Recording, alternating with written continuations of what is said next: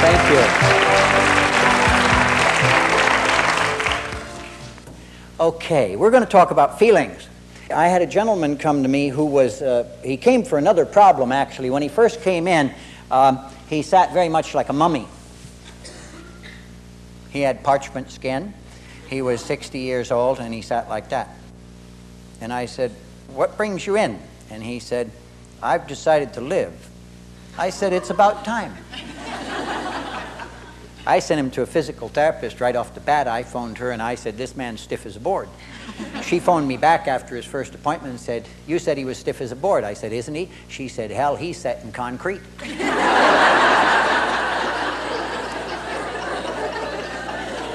Anyway, we were loosening up his body to loosen up his feelings, you see, and to get him to be more alive and get some circulation going in there somewhere.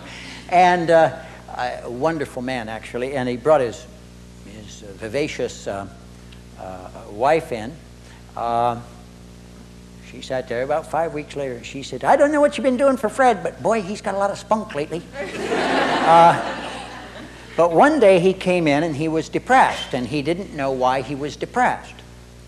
And he had just gotten a promotion. We knew about that, but it had just been made effective, and he had just gotten this promotion, and yet he had been sad all week. And he didn't know why he was sad all week. And I said, "Well, what happened this week? Other than you're getting your promotion, any interesting things going?" "No, nothing much." I mean, I said, "Well, start with Monday. Were you feeling good Monday?" "Yeah, Monday." He says, "All right." He says, "Monday afternoon, I had to start moving to my new office." I said, "Tell me about your old office." And he said, "Oh, I loved that old office. I spent 13 years in that old office. I mean, it had a real nice window, and now I've got to go in this way. I'm going to have to change the lighting in this way." And he went on this way. And I said, "Well, you're grieving over your old office." See? So sometimes, even when on the surface, he's got a promotion, he got another raise, and so on and so forth, prior to retirement there, and so on, but he had to move to a new office. And he was grieving about the old, and he didn't know why he was sad.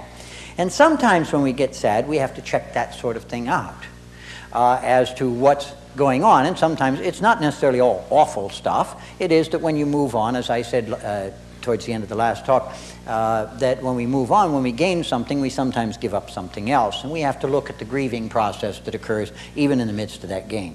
Okay? Now we're going to talk about some other feeling states.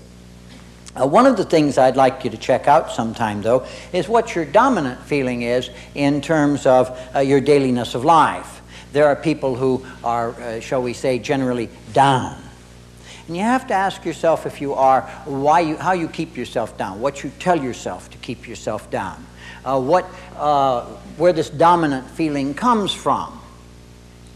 For example, I had a woman come in to see me. Oh, she was fierce. She, at the front door, I work in my home, see? And you have to come in, you go up the stairs to my therapy room. And at the front door, she started blistering her husband, how much she hated him, and she was going to get divorced from him, and she had hated him for 27 years of marriage. In fact, she didn't like him very much when she met him. And she went on this way, and she was only here because Father so-and-so had told her to come and see me, and she'd been going to Father so-and-so for a year, you see, and he had told her to come and see me because she was going to get that divorce, and but she'd see me just because he told her to. And all the way up, and she also said she was frigid. And I said, "I'll check the thermostat." And she said, "I thought the furnace was on." And she said, "No, I mean, I don't have orgasms." I said, "Oh, why didn't you say so?" Yeah.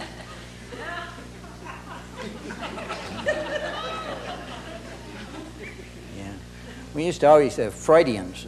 By definition, a Freudian is a man who knows nothing about women. Freudians used to use that term, frigid, all the time. So, "You don't go near her, you'll go down like the Titanic. She's frigid." And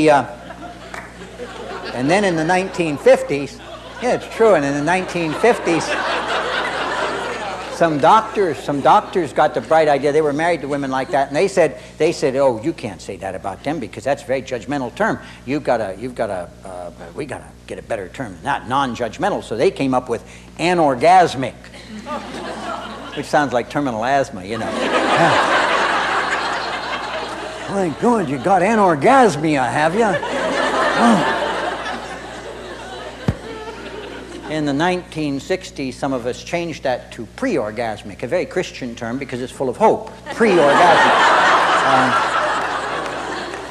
Yeah. You don't now, but in 6 weeks we can teach you how, was the attitude behind that. Anyway, she said that she was frigid, whatever that meant, and so she sat down and she told me she had hated this man for 27 years and she was going to dump him, and she went on and she was railing about him, and I said, that's gossip. He's not here and I don't want to gossip about him. I want to talk about you. So I said, would you mind telling me about the marriage of your parents and how they handled conflict and how they handled affection and how you got along with the parent of the opposite sex? And she said, you mean my natural parents? And I said, yes, of course. And she said, oh, well, I didn't know my natural father very well. My memory of him is a sort of big warm fuzzy, and I have some pictures of him where he's throwing me in the air and hugging me and so on, but he died when I was 4.5, and so I don't have much memory of him, just a sort of fuzziness.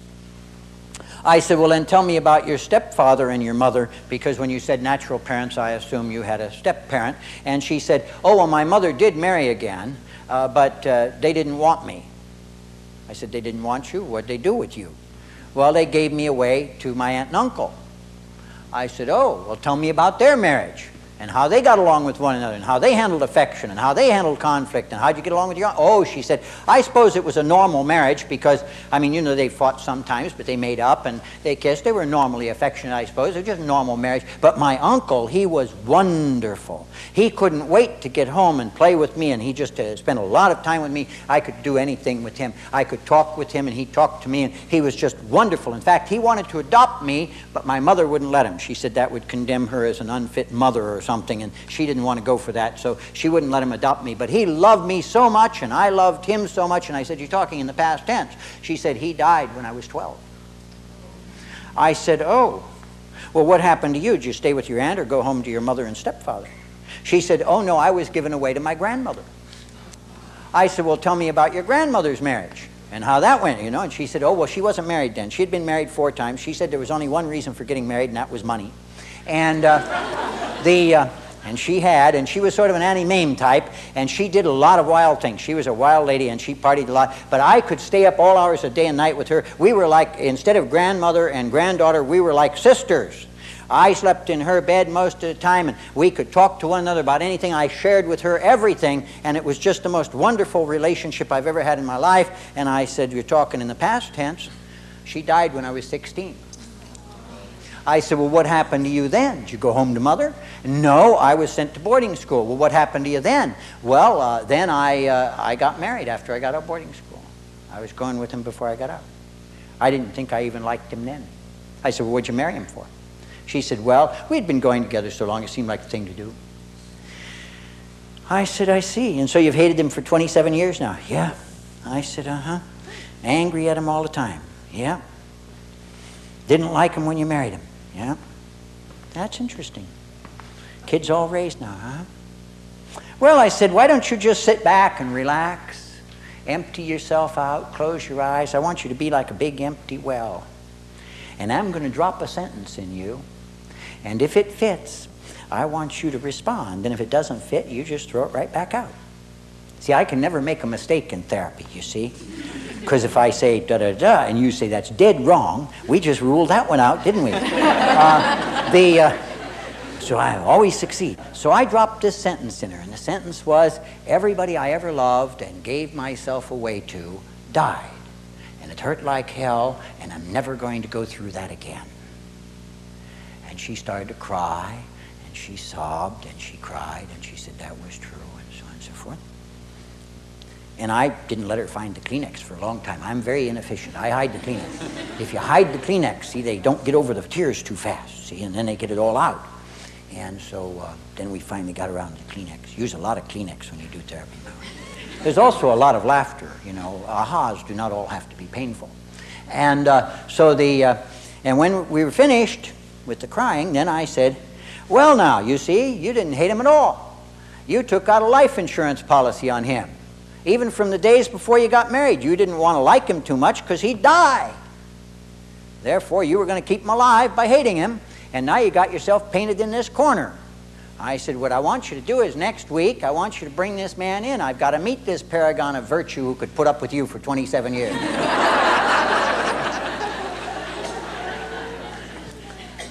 What we were looking for, but for 27 years, her dominant theme was anger. Her dominant theme was that she didn't like him, that she was unhappy with him, and that she was angry with him, which was not true. It was masking something else, which was a deep-rooted fear. All right? Let's move on. So sometimes if we check out our dominant feeling and we look for where it came from, if we're basically negative about the world, we might want to look at where we got that, where that script came from, you see? Because we also then end up setting up the world in our own image. If I decide people are no damn good, you see, can't trust anybody, then how am I going to treat you? In a fashion that will keep you distant, aloof, not trusting me because I don't trust you, and so on and so forth, and I will set up a world in which people are unfriendly. Because if you want to, as the saying goes, you want a friend, you have to be one. Okay. And so when we check out our early scripts sometimes, back there when, and find out where we're coming from, then we can modify them in the present, especially if they're getting in the way of our delighting in life. Okay? Let's look at fear. Earlier, in one of the earlier sessions, we talked about fear when we were talking about stress. But you know, fear, think about it for a minute.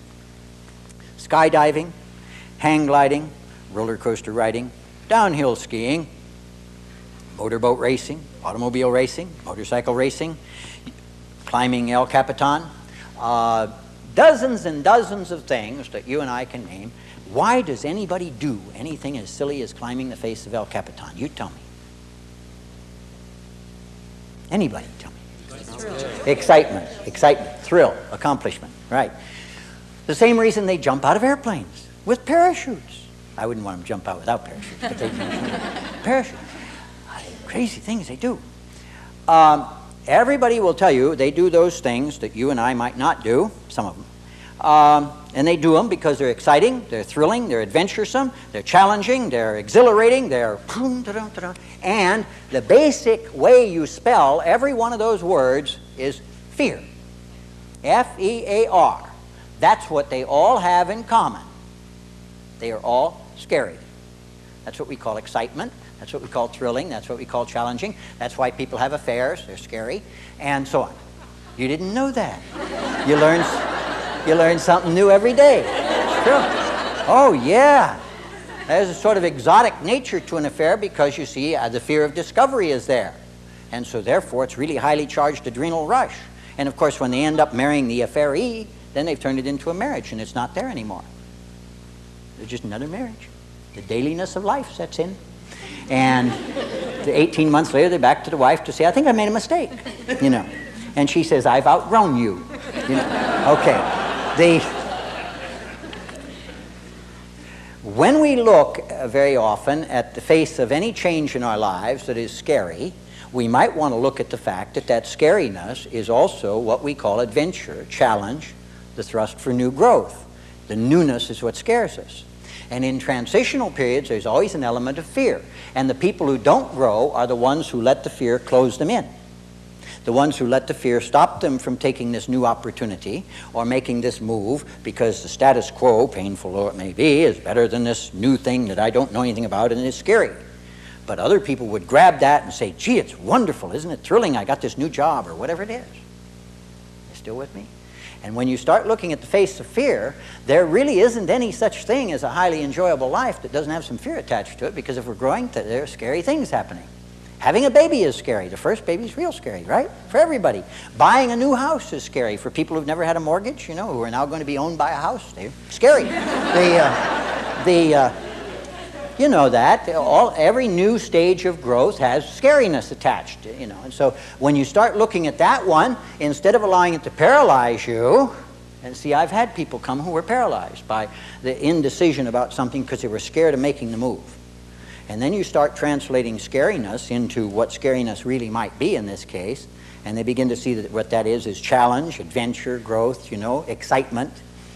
It's why they do some of the other things they do, like climb El Capitan or something.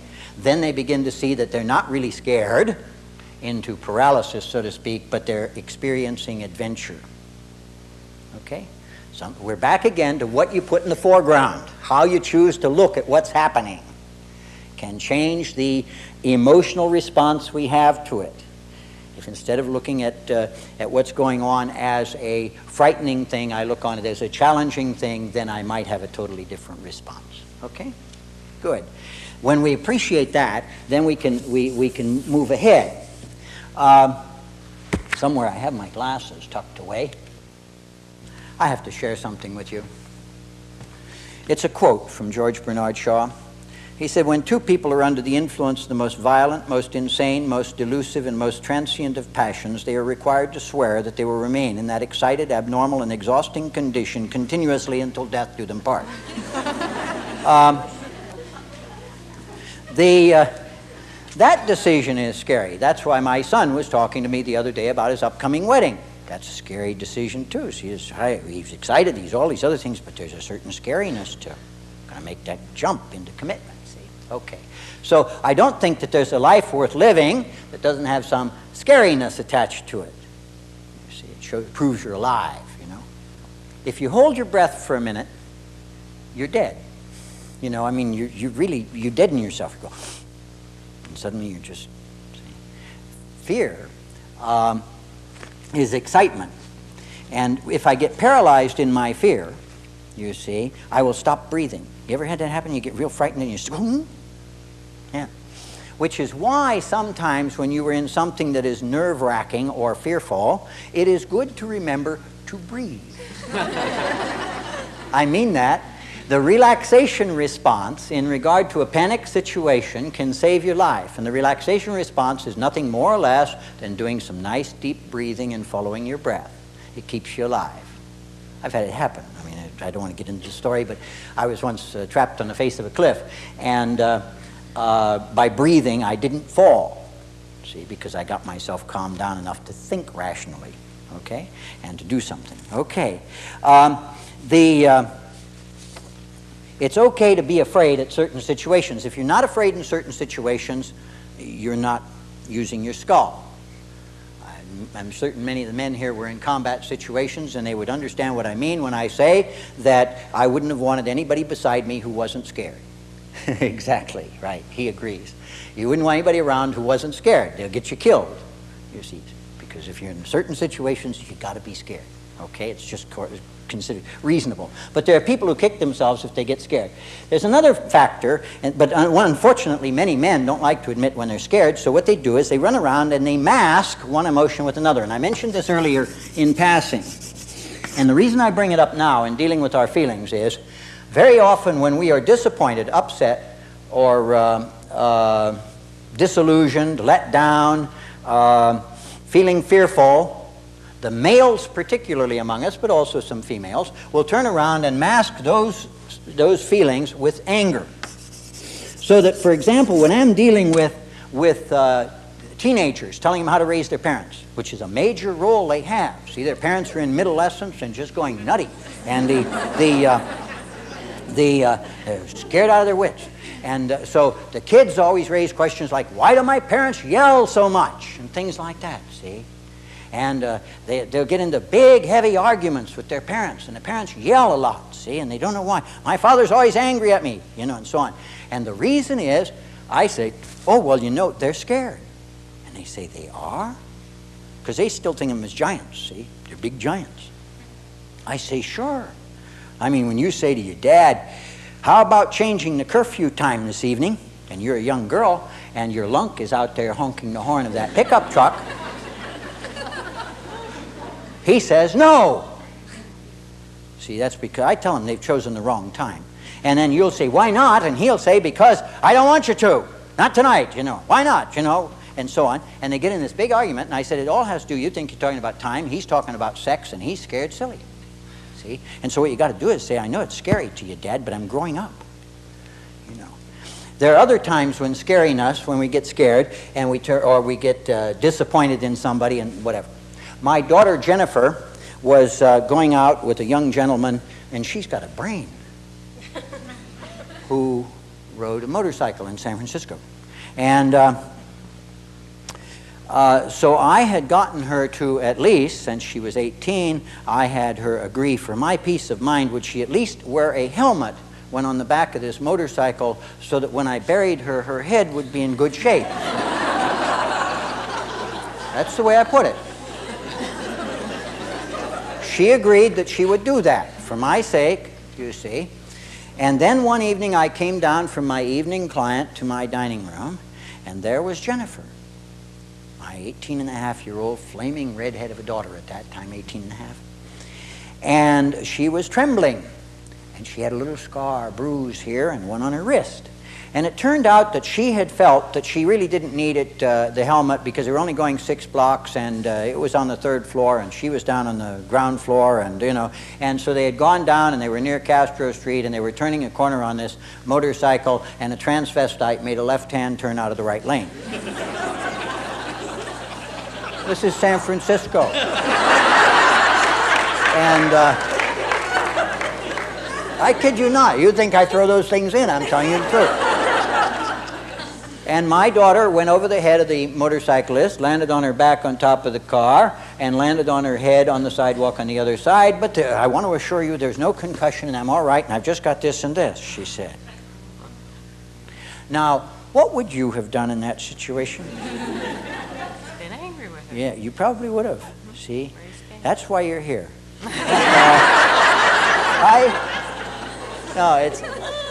And I think about 10 years ago I would have too. And my initial impulse was to just go through the whole 3 floors of my Victoria, just right up through the roof like a rocket.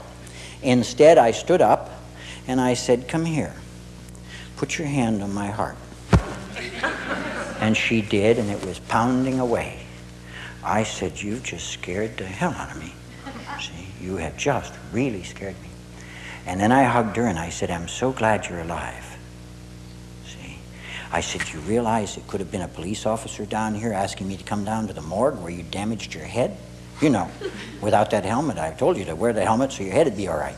And I said, well, you got to be practical about these things. I said, "Do me a favor.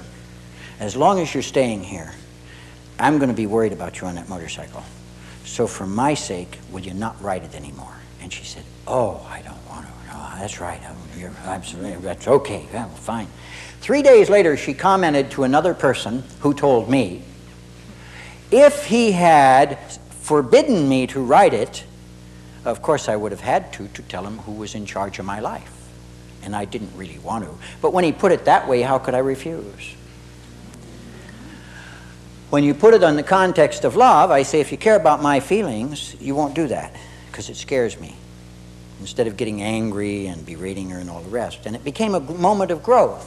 I think it's very important to understand when we mask feelings, other people see them for what they are on the surface and don't get behind them. When you're in a relational situation and trying to cope and somebody's coming at you with attack language or anger or whatever, it's very useful to hold your cool, not hitchhike onto their feeling state, which is what most of us do. You come at me angrily and I counterattack, right? And then where are we? I just lost my good mood and I'm now letting you dictate to me. And I don't let that happen. My little kids used to come up to me and they'd say, "He makes me mad." And I'd say, "He did? Wonderful. Come over here. Make her happy. Make her happy." I want to see this. Because I was going to learn a secret. We could do instant therapy if we got people, who can make people mad or make people happy on just like that. That's magic. That's wonderful, see? And then they'd say, "He can't do that." And I'd say, "Well, then he can't make you mad either. That's your choice."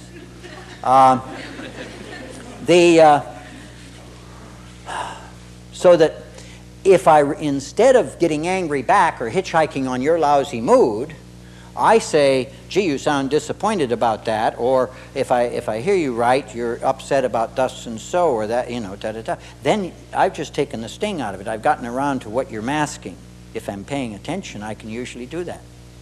See, and you can too. It's not a secret. It's just not taking the smoke screen of anger or the mask for being what it is, but getting behind it and trying to respond to the real issue.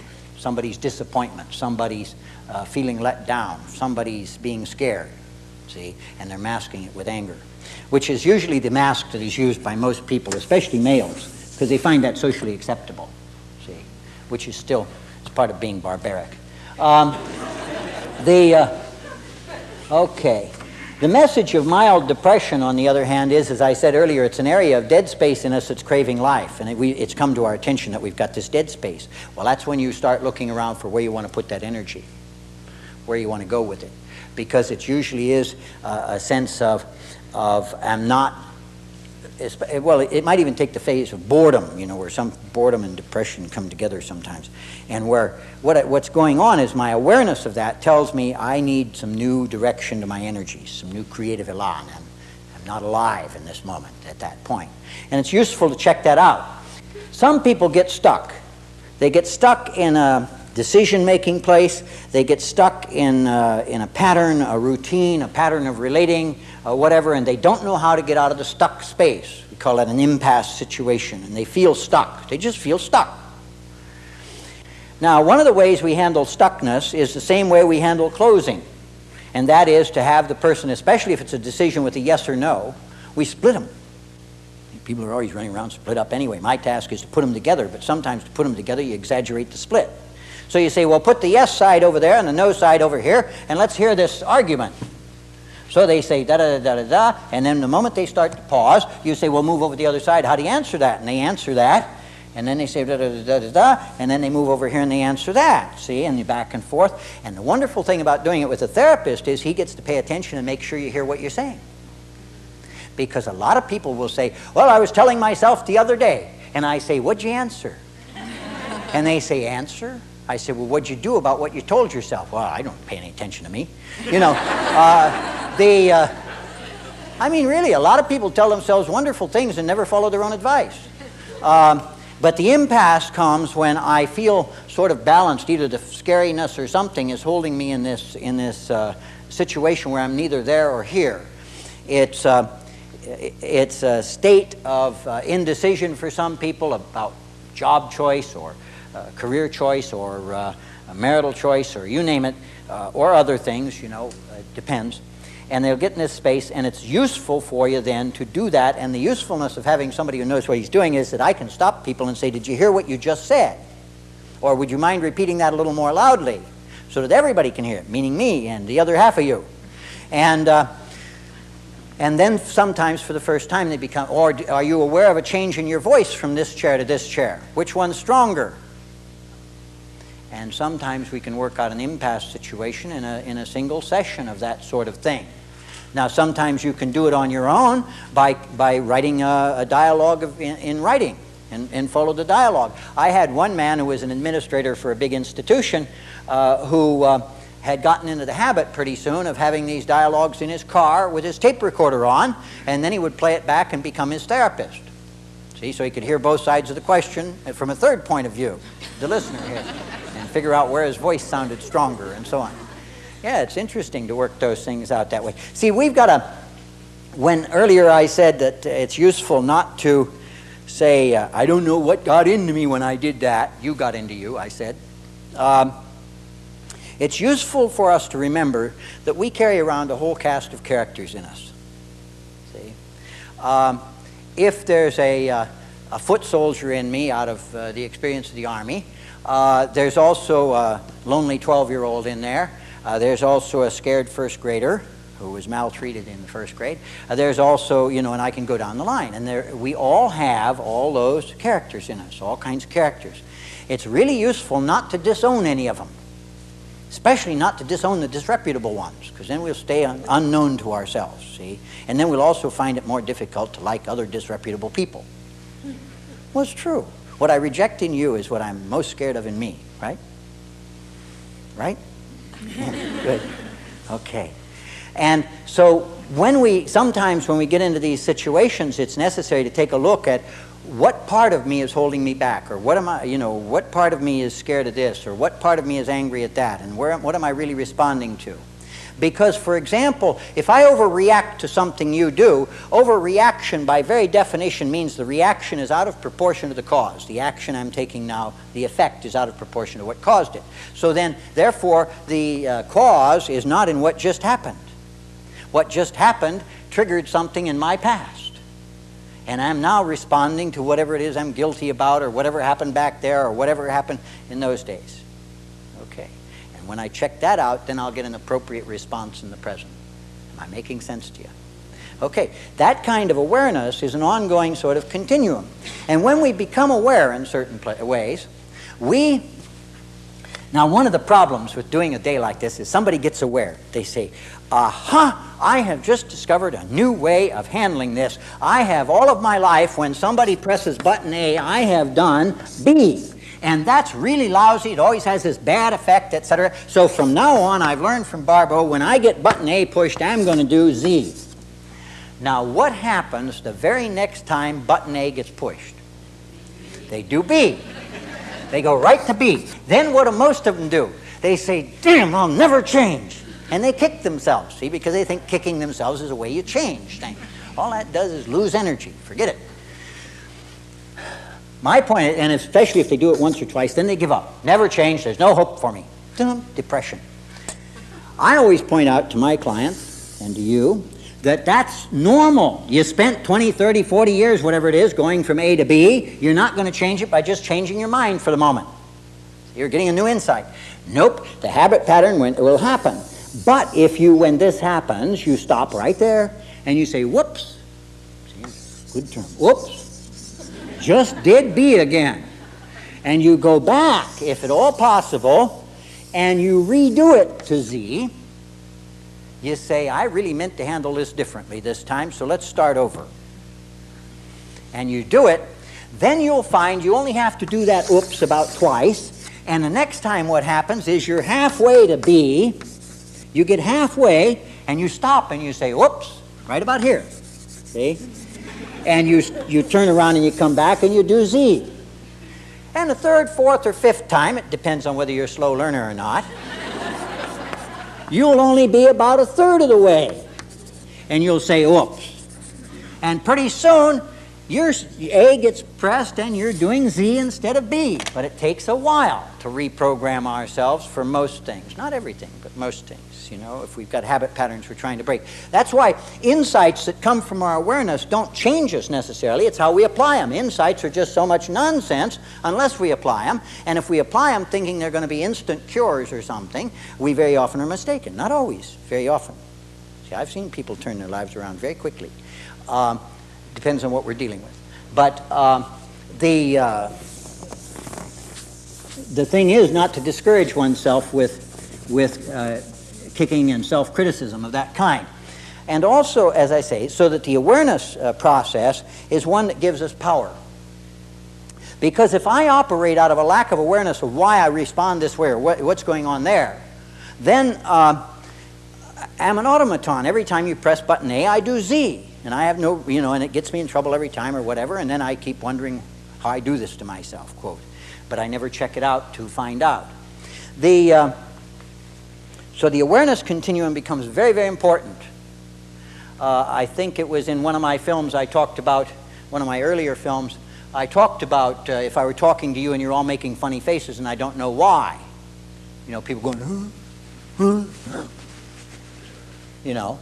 And then you suddenly say, Barbeau, your fly is open. This is known as the dawn of awareness. And I now know why certain people are going, oh my God. And other people have their private hopes. And other people with their better him than me. And, you know, I now know how I am collaborating and creating the situation, you see. But the moment I have become aware, the moment I have that insight into why you're behaving that way towards me, then I get to do something about it. I have options. You see, options are choices. That's where I get to exercise my free will. So I can immediately drop the chalk and zip up down here. Or I can walk to the blackboard and zip up on the way. I can run from the room screaming and say, I'll never speak in public again, I'm humiliated, you know, and things like that. And people have committed professional suicide for laughs, see? But the moment I examine my options and I choose one of them, then I'm exercising my power of choice, you see, and my freedom over my own life. And you put freedom and power together, you see, of that sort, and you have the beginnings of joy, which we'll talk about in another minute or two. because that's where you sense some control over your life. But it does flow from awareness. It flows from my being conscious of this is why this is so. A few years ago, I was at dinner with a lady who was menopausal, and a lovely lady, but she was talking about her workplace, and she was getting very agitated, see, emotionally. It's not a light thing. Menopause is really powerful for some people. And she was getting emotionally distressed while talking to me about it, and her voice was rising in a restaurant, nice little French restaurant, right? And I said, would you mind lowering the decibel rate? I'm nothing if not clear, you see. And she at this point decided, she wasn't yelling at me, she was yelling about this thing, that I was not interested in what she was saying, and she raised the decibel rate. And I reached my hand across the table and I said, you may continue at that volume for the next 30 seconds. If you do, however, I will leave, you will pay the bill, and I will never see you again. And she stopped, appalled, because I don't threaten. And I said, well, you see, I know what this means. You see, my father was a raging, violent alcoholic and a public embarrassment to me. And the moment I became my own person, nobody gets to embarrass me in public except me. You still with me? And so I don't tolerate that. That's one of my no's. Oh, she said. I said, but if you want to shout at me on the Marin Headlands, in your apartment, in a car, any place else, that's all right with me. You still with me? But I was aware of where it came from. You see, in my past, why that was painful for me, and I don't normally tolerate it. Okay? And when you become aware of that same sort of thing, you exercise certain options. Okay. I'm a tough guy to be around that way. When you find yourself justifying, defending, or explaining everything you do, you have to ask yourself how you make yourself so unsure. Because, and especially in a relational situation when you're coping with somebody else, if you say da da da da, and I say, well, why or why not, and I demand an explanation, justification, etc., it means I don't give a damn about you. I'm putting you on the defensive. Because your no or your not wishing to do this or that should be important. You still with me?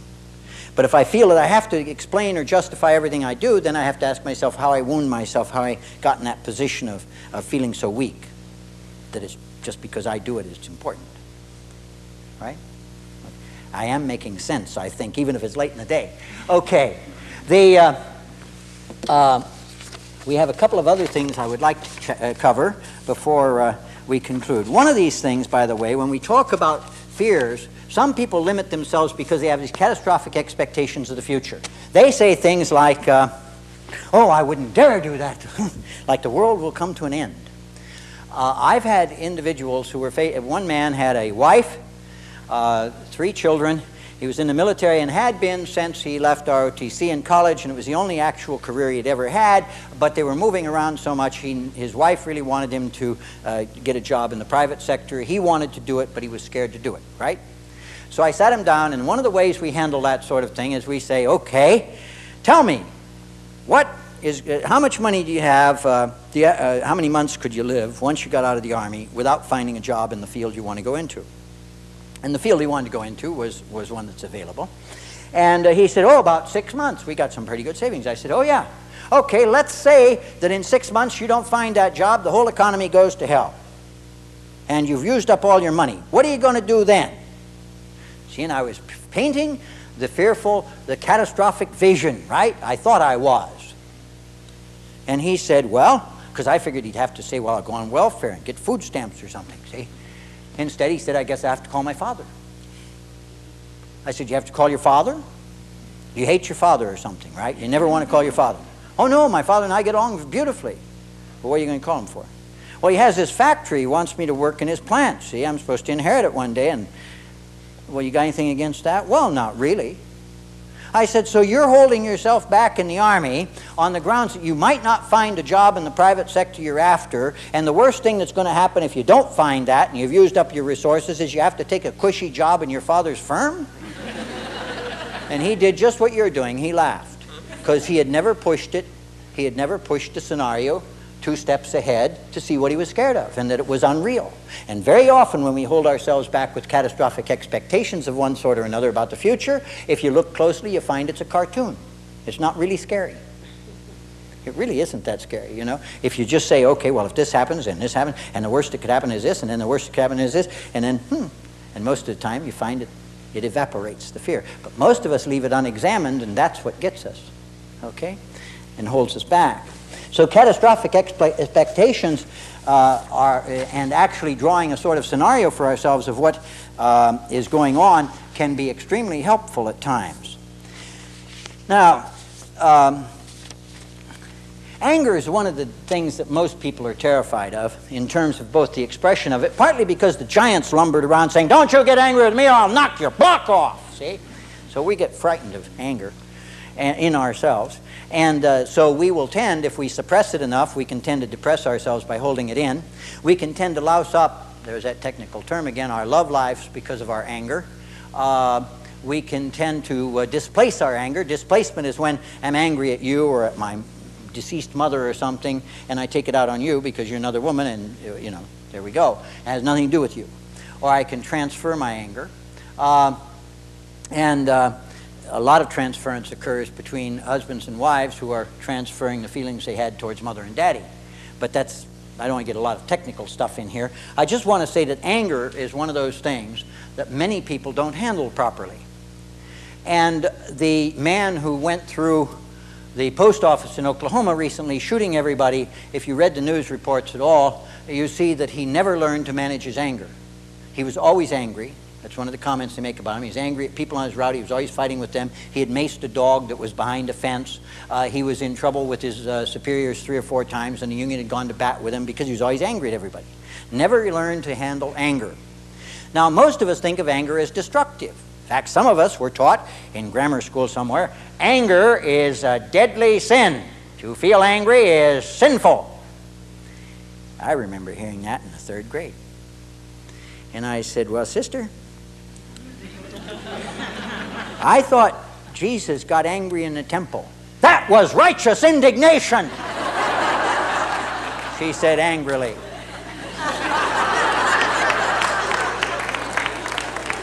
Oh, she thought I was blaspheming, see? Well, it wasn't righteous indignation, it was anger. And like any other feeling, like any other emotion, anger is just energy in motion. That's what that means. The emotion is energy in motion. And if it doesn't come out one way, it's going to come out another. And there's nothing moral or immoral about anger. What we do about it can be moral or immoral. Anger has righted social injustices for time immemorial. Anger has created the Society for the Prevention of Cruelty to Animals. Anger created all kinds. I mean, you know, after 100 years ago, a man watched another man beat a horse to death. He went and got a cop. Cop said there's no law against that. He was so angry about the fact that horse could be beaten to death by that owner that he went out and founded the Society for the Prevention of Cruelty to Animals. See? 40 years later, we got child labor laws to prevent cruelty to children. 40 years after that, we started treating women better. We're making progress. We're making progress. It's slow but sure. Okay. So anger is like any other emotion, just an emotion. What we do with it when we turn it into an action can be good or evil and moral or immoral. And that's a point you need to understand. And there are all kinds of ways of expressing anger. You know, the best salesmen in the world are usually angry men. We call them aggressive. He's real aggressive. He's a go-getter. Well, he sure is, you know. He fuels it with anger usually. See? Some great tennis players murder the ball. A lot of anger there. They turn it into good channels, that's all. On the other hand, I can show my anger in very passive ways to, you know, drive you crazy. When we were talking about passive aggressiveness, that's basically anger at being asked to do something I don't want to do, but I agree to do it, and then I don't do it, but it drives you crazy the way in which I don't do it. Yeah, we've all experienced it, yes. Okay. So one of the things you might want to do is look at Theodore Isaac Rubin's book, The Angry Book, which describes wild varieties of anger, how one can kill somebody with niceness. That's a wonderful anger term. Yeah. Oh, she's so sweet.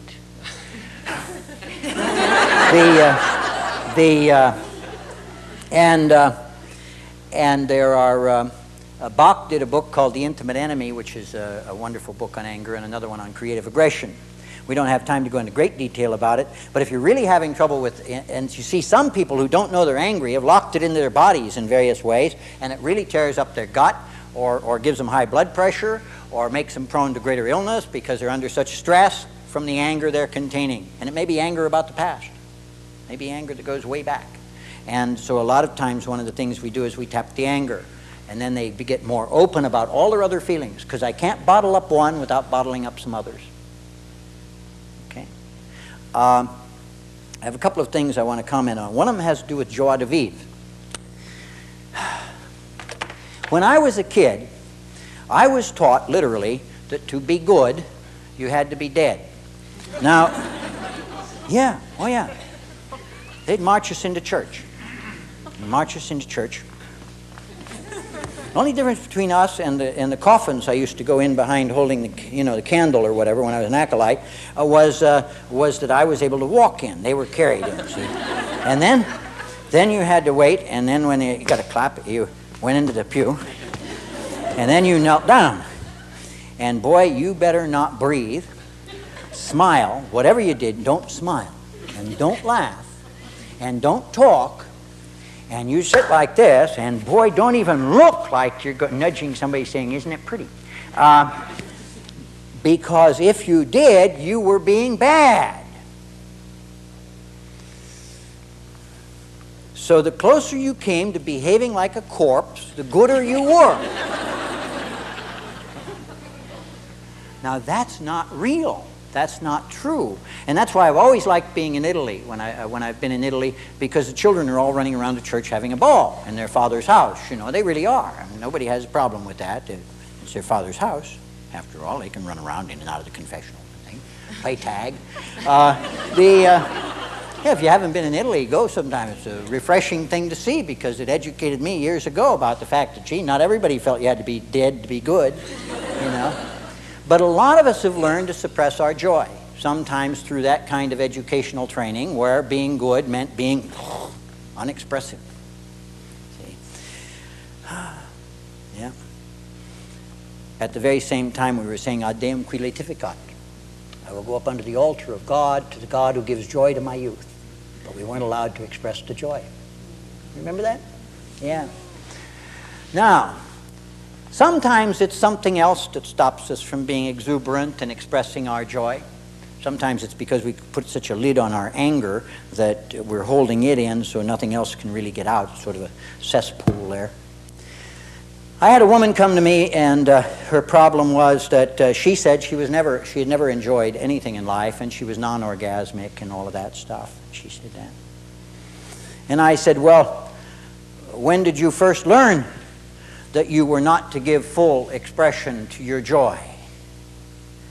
And she said, I don't know.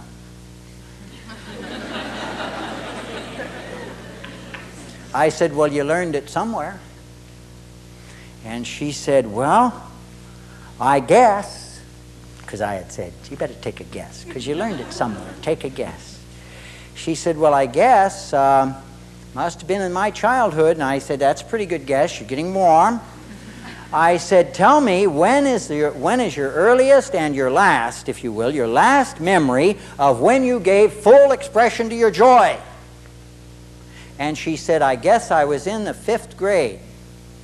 And I came home from school because I had just won a prize, and I had never won a prize in my life. And I came home from school, and I was so delighted with winning this prize. I was singing and dancing and skipping all the way home, and I threw my books on the sofa and yelled for my mother to come, and I was swinging my coat around, and I knocked a vase off the mantel.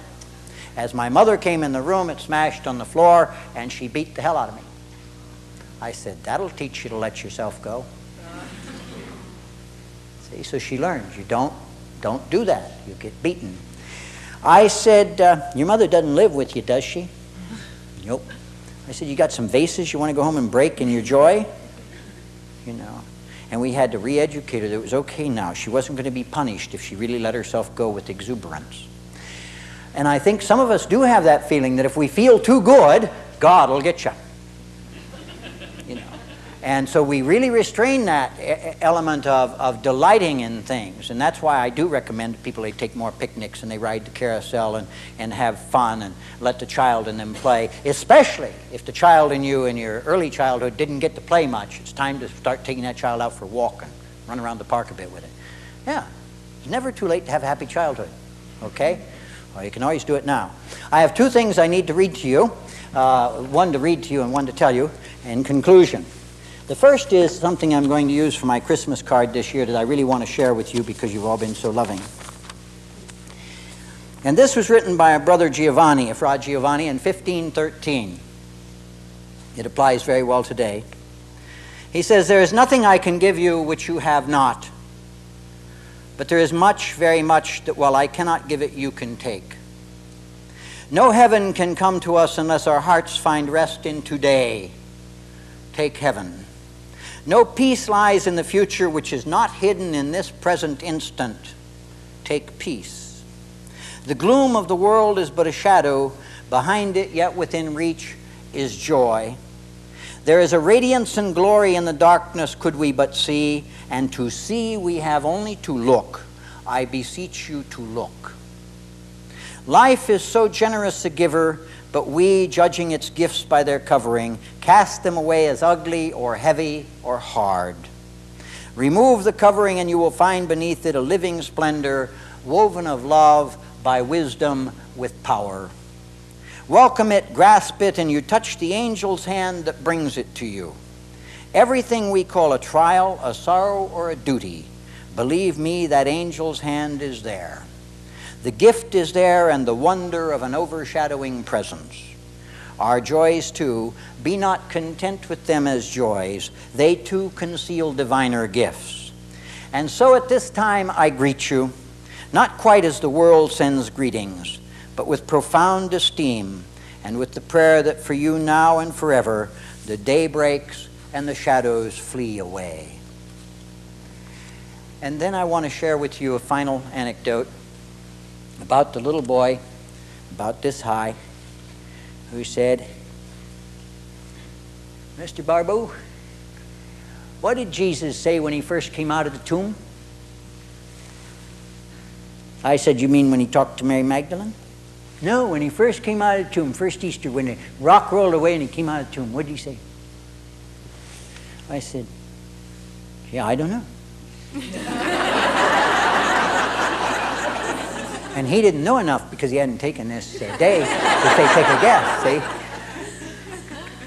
I said, "You better tell me because I can't think of a thing he said when he first came out of the tomb." Just right then. He said, "Well, when the stone was rolled away and he first came out of the tomb, he said, 'Ta-da!'"